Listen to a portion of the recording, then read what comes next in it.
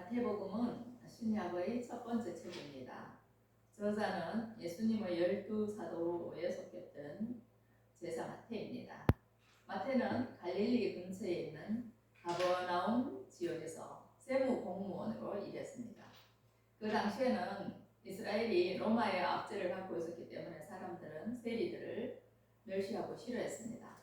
세금을 걷어서 로마에 바치니까 매국노라 하면서 죄인 취급을 해드렸습니다. 그러나 예수님은 마태를 제자로 부르셨습니다. 마태는 잘 나가던 직장을 그만두고 예수님의 부르심에 순종하였습니다. 그 후 3년간 예수님과 동고동락하면서 자신이 보고 듣고 깨달은 복음에 대해서 기록을 남겼습니다. 그것이 바로 마태복음입니다. 기록 목적은 제자 공동체, 즉 교회 예수님을 증언하기 위함인데 오늘 마태복음 1장 1절을 보면 족보로 시작을 하고 있습니다. 아브라함과 다윗의 자손 예수 그리스도의 계보라. 우리는 누군가를 소개할 때 여러 가지 방식으로 소개를 합니다. 이 사람은 어디에 사는 누구입니다. 혹은 어떤 공동체에 소속된 누구입니다. 라고 소개를 합니다. 또 결혼을 할 때는 조건을 따져보기도 합니다.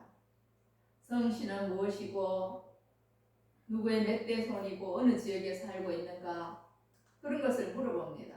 그것을 기반으로 해서 그의 정체성을 나름 분석하고 판단해 보는 거예요. 이것은 혈통적인 내력을 좀 알아보는 거예요. 혈통적인 내력이 그 사람의 현재의 정체성을 완벽하게 규정할 수는 없지만 출생의 신분이라는 것을 적어도 확인하고 가자는 것입니다. 마가복음은 예수님을 하나님의 아들 예수 그리스도의 복음의 시작이라고 이렇게 시작을 하고 있는데 반해서 마태는 족보로 시작을 하는데 그 이유가 있습니다. 마태가 속한 공동체는 유대인 중심의 공동체였습니다.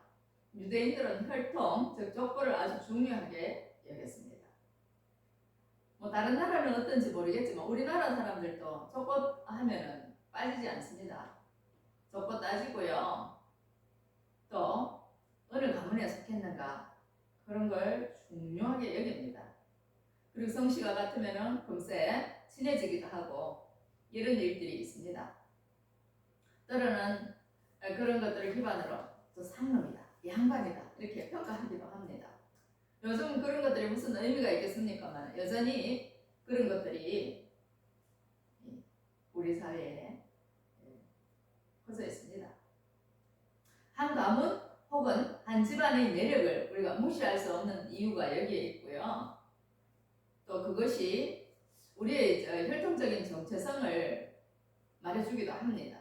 마태는 그런 사실을 알고 있었기 때문에 예수님을 소개하면서 족보라는 형식을 가져왔어요. 1절에 말씀하고 있는 아브라함과 다윗은 유대인들이 특히 존경하는 조상들입니다. 아브라함은 갈대아 우르 땅에서 하나님의 부르심을 받고 하나님 나라의 국민 1호, 말하자면 주민등록 번호 1호를 딴 사람이라고 할 수 있습니다. 하나님은 그를 세상 사람들 가운데서 불러내셔서 하나님의 백성으로 삼으시고 천하 만국이 그로 인하여서 복을 얻을 것이라고 말씀하셨습니다. 그리고 그의 후손들이 별과 같이 많으리라고 약속하셨습니다. 하나님께서 어떤 특정한 사람을 부르시고 그에게 복을 주시고 그 복을 세계 만민을 위한 통로로 사용하시겠다 말씀하신 거예요. 이게 얼마나 놀라운 약속인지 모릅니다. 한 가문에서 하나님의 사랑을 받고 하나님의 복을 받는 특별한 은총의 사람이 있다면 얼마나 영광입니까? 마태는 이 점을 놓치지 않고 있는 거예요. 예수는 바로 유대인들이 hon모하는 믿음의 조상 아브라함의 후손으로 오셨다는 겁니다. 복의 통로인 아브라함의 자손으로 오셨다는 겁니다.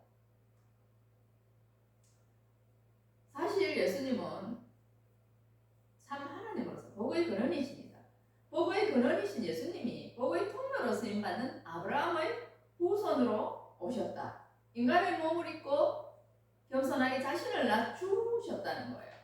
그러나 복의 근원이신 예수님이 이 땅에 오심으로 인해서 아브라함에게 약속하신 그 복이 정말 이 땅에 실현되는 놀라운 은혜가 있게 되었습니다. 그러므로 예수님이 인간의 몸을 입고 이 땅에 오셨다는 것은 가장 복된 소식이요 기쁨입니다.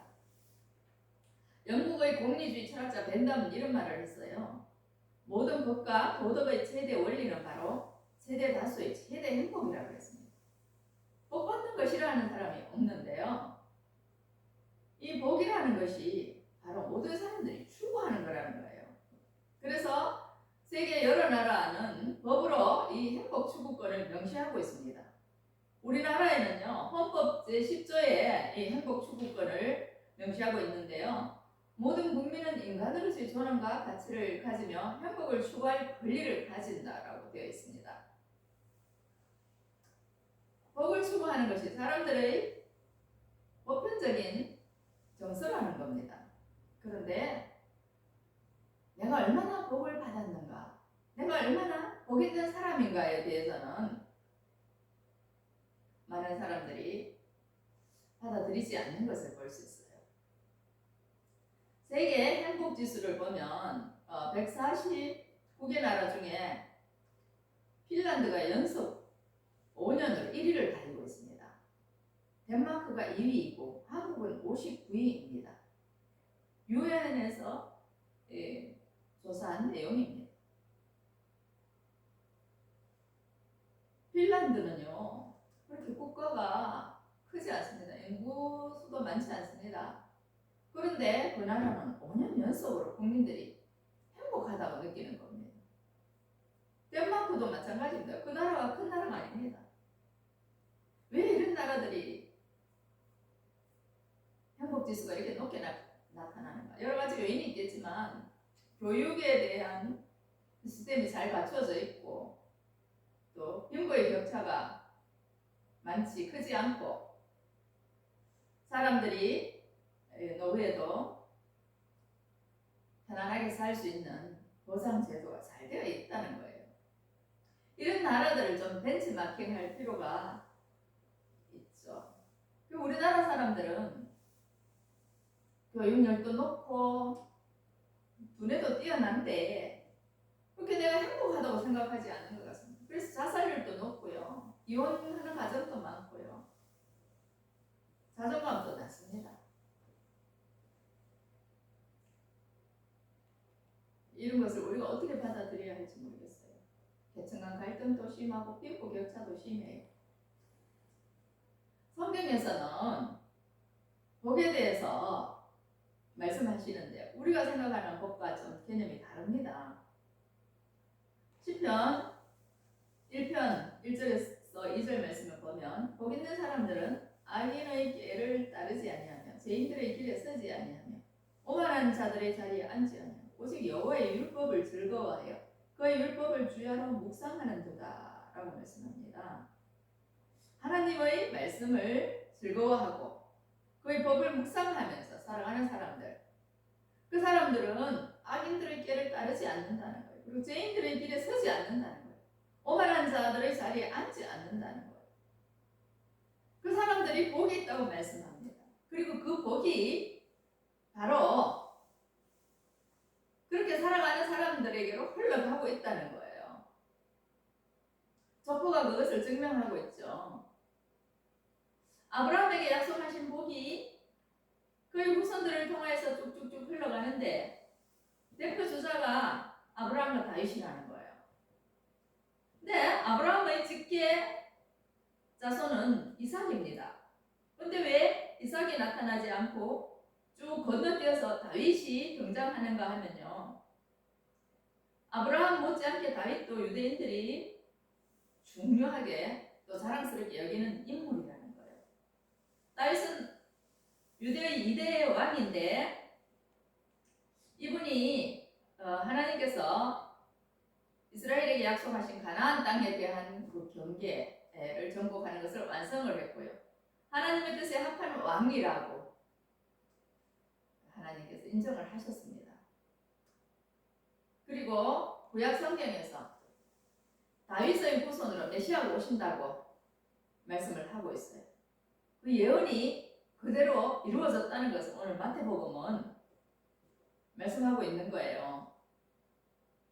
창세기 49장 10절입니다. 휴가 유다를 떠나지 아니하며 통치자의 지팡이가 그 발 사이에서 떠나지 아니하기를 실로가 오시기까지 이르리니 그에게 모든 백성이 복종하리로다. 휴는요, 임금님들이 이렇게 사용하는 그 지팡이 같이 이렇게 가는 막대기 이렇게 내미는 그걸 말하고요. 통치자의 지팡이가 그 발 사이에서 떠나지 아니하기를 이렇게 했습니다. 이 실로가 오시기까지는 예수님이 오시기까지라는 뜻인데 그에게 모든 백성이 복종하리로다. 이 유다 지파에서 다윗 왕이 나오는데 그 왕권을 의미하는 겁니다. 그 다윗이 하나님의 마음에 합한 왕이었기 때문에 하나님께서 그를 기뻐하셔서 그의 왕위가 영원히 견고하게 하겠다고 사무엘 하 7장에서 약속하셨습니다. 사울은 하나님께 버림을 받아서 그의 왕위가 상대로 그쳤지만 다윗은 하나님의 은총을 받고 그 나라의 왕위가 영원히 견고할 것이라는 축복을 받았습니다. 한 사람이 하나님께 합한 사람이 되었더니 이런 놀라운 복이 있다는 거예요. 이 구속사는 이렇게 하나님과 깊은 관계를 맺고 하나님의 말씀에 순종하는 사람들을 통해서 흘러가고 있다는 뜻입니다. 2절에 보면 아브라함이 이삭을 낳고 이삭은 야곱을 낳고 야곱은 유다와 그의 형제들을 낳았다고 말씀해요. 낳고 이 말씀은 바로 창세기에서 말씀하신 생육하고 번성하여 땅에 충만하라는 그 말씀의 성취입니다. 그런데 이삭의 둘째 아들 야곱이 그 계보에 올라 있는 거예요. 첫째 아들 에서는 배제되었습니다. 구속사에서 배제되어 있다는 거예요. 왜냐하면 에서는 하나님과의 이 관계를 중요하게 여기지 않고 장자의 명분을 소홀히 했습니다. 자기의 힘을 믿고 살았어요. 그래서 하나님은 믿음으로 살려고 몸부림치고 하나님의 복을 받기를 갈구했더니 야곱을 장자의 위치에 놓으시고 그 12아들을 통하여서 이스라엘이라는 나라를 만들어 가셨습니다. 그래서 성경의 역사는요, 예배 공동체의 역사라는 것을 알 수 있습니다. 예배 공동체의 역사, 그것을 통하여서 하나님께서 그 뜻을 이루어 가신다는 거예요. 요셉이 그렇고 다니엘이 그렇고 다 하나님을 믿고 따라가는 사람들을 통해서 역사가 이어져 가고 있다는 것을 우리는 알 수 있습니다. 그래서 우리가 하나님의 자녀로 살아간다는 것이 구속사에 있어서 얼마나 소중한가 하는 것을 알 수 있는데요. 여기에서 우리가 발견할 수 있는 또 한 가지 특징이 있습니다. 바로 5명의 여자가 등장한다는 사실인데요. 유대사에서 인구조사를 할 때 그 옛날에 여성들은 숫자에 배수되지 않았습니다. 그런데 이 예수 그리스도가 탄생하시는 족보 가운데 5명의 여자가 족보에 올라 있습니다. 첫째는 다말입니다. 3절에 보면 유다는 다말에게서 베레스와 세라를 낳고 그렇게 말씀하고 있죠. 유다와 다말은 시아버지와 며느리입니다. 그런데 그 유다의 2아들 죽고 사회 보장 제도에 의해서 막내 아들을 다말에게 주어서 대를 잇게 해야 하지만 시아버지가 그것을 이행하지 아니함으로 인하여서 며느리 다말이 자신의 생존권을 보장받기 위해서 기생으로 분장을 하고 양털을 깎으러 왔던 시아버지를 유혹하여서 동침을 하게 되었습니다. 그래서 태어난 자녀가 베레스와 세라입니다. 일종의 그 근친 상간이기도 하고 좀 적절하지 못한 그런 관계에서 태어난 자녀입니다. 그런데 그런 가문을 통해서 예수님이 오셨다는 거예요. 두 번째 여인은 나합인데, 나합은요 여리고 성의 기생이었어요. 그가 이스라엘 12정탐꾼을 숨겨주었다가 나중에 여리고 성이 무너질 때 구원을 받았죠. 그래서 믿음의 공동체로 들어오게 되었고, 바로 이 보아스라는 그 루스의 남편을 낳게 되었는데요. 이 혈통을 통해서 다윗 왕이 오시고, 그리고는 예수님이 오신다는 거예요. 그럼 우리가 생각하면 와, 예수님이 혈통 참 지저분하다, 희한하다 이렇게 생각할 수도 있는 거예요.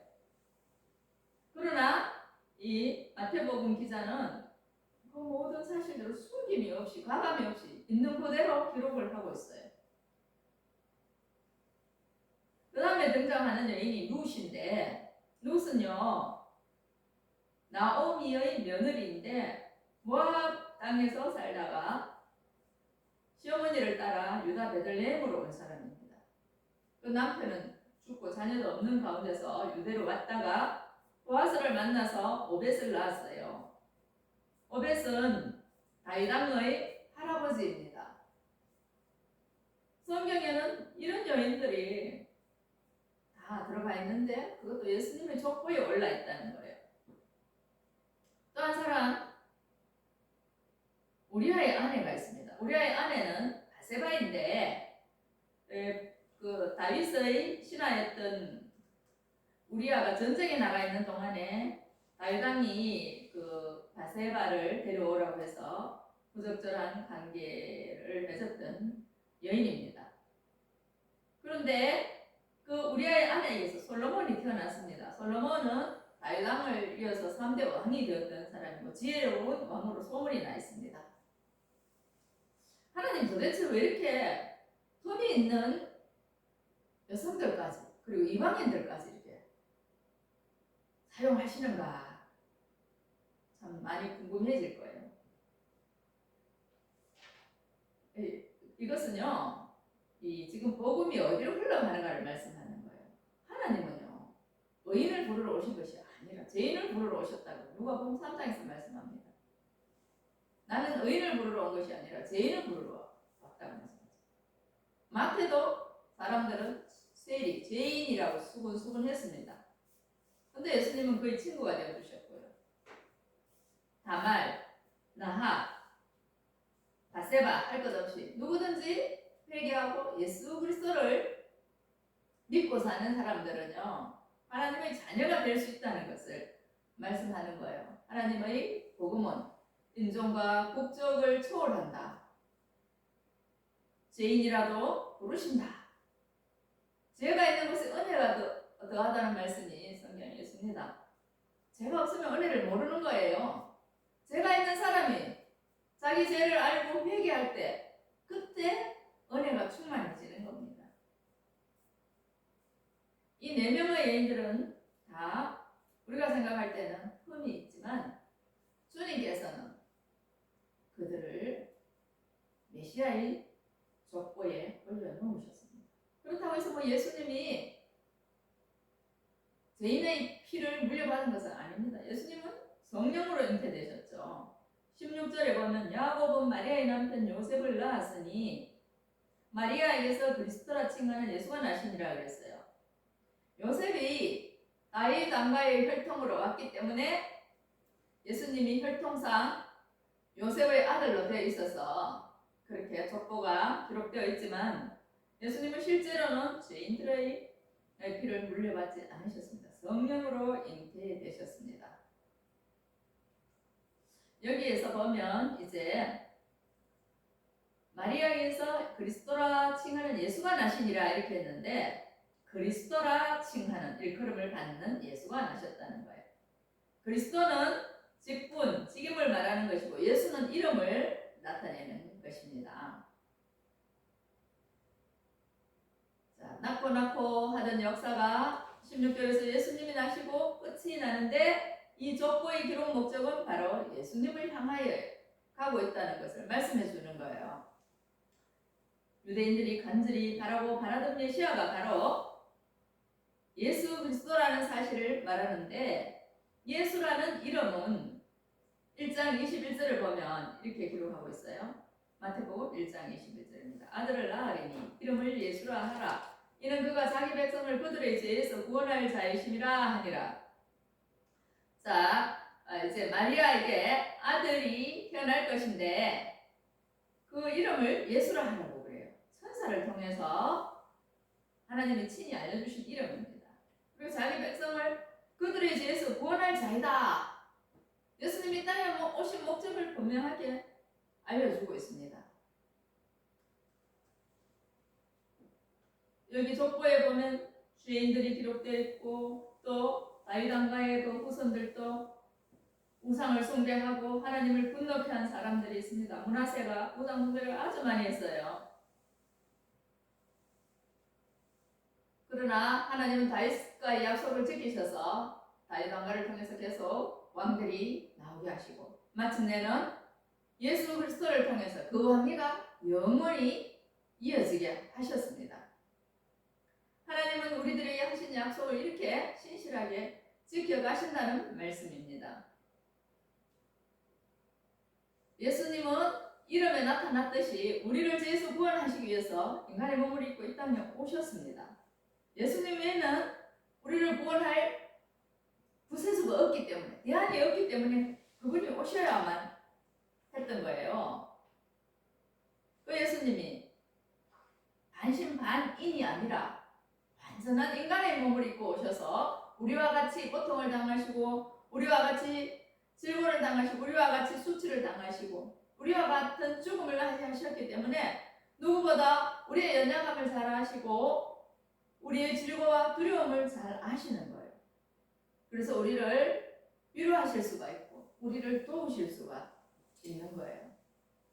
그리스도는 헬라식 표현인데 유대식으로 하면 메시아이고,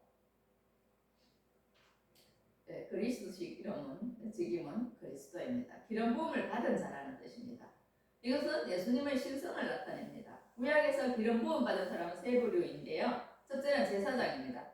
제사장을 세울 때 보면 기름 부음을 받습니다. 아론이 대제사장의 직분을 받을 때 머리에 기름 부음을 받았다고 레위기 8장 12절에서 기록하고 있습니다. 또 왕이 세움을 받을 때 기름을 붓습니다. 사울이 왕이 될 때 사무엘 선지자가 그 머리에 기름을 부었어요. 사무엘상 10장 1절 말씀입니다. 다윗도 마찬가지였습니다. 사무엘상 16장 13절을 보면 사무엘 선지자가 다윗에게 기름을 부어요. 셋째, 선지자가 기름 부음을 받습니다. 엘리야 선지자가 엘리사에게 기름을 부었습니다. 그래서 그녀가 아닙니다. 그의 후계자로 삼았습니다. 왕상 19장 16절 말씀입니다. 예수님은요, 이 세 가지 직분을 다 갖고 계시는 거예요. 예수님은 대제사장으로서 우리의 죄를 짊어지시고 십자가를 지셨습니다. 그리고 만왕의 왕으로서 지금 또 우리를 다스리고 계시고 세계 만물을 친히 보살피고 계십니다. 또한 선지자로서 우리가 걸어가야 할 길을 알려주시고 미래에 일어날 일들을 끊임없이 계시해 주십니다. 이미 성경에 다 기록되어 있습니다. 요한복음 19장 30절을 보면 예수께서 신 포도주를 받으신 후에 이르시되 다 이루었다 하시고 머리를 숙이니 영혼이 떠나가시니라고 말씀하십니다. 사람들은 예수님이 죽은 차 했다, 기절했다, 그러다 다시 사셨다 이렇게 하는데 성경은요, 예수님의 운명을 분명하게 하고 있죠. 영혼이 떠나가시면 사람은 죽는 거예요. 그게 다 우리의 죄값이라는 거예요. 죄의 삭은 사망이라고 그랬는데 예수님이 우리의 죄값을 다 치르신 거예요. 그걸 헬라어로는 테텔레스타이라는 거예요. 성량했다. 다 지불했다는 거예요. 죄값. 그 은혜로 우리가 구원을 받았는데 이것은 영적인 의미의 구원입니다. 육적인 의미의 구원은요, 우리 먹고 마시는 거, 입는 거, 이런 것이죠. 예수님은 육적으로도 우리를 원하시고 계시고 영적으로도 우리를 원하시는 거예요. 지금 우리가 뭐 누리고 있는 자연 만물을 통해서 공기, 물 다 육적인 구원을 위해서 필요한 것들입니다. 육적인 삶에 없어서는 안 될 필요 불가결의 것들인데 우리가 그걸 이제 느끼지 못하고 알지 못하고 있죠.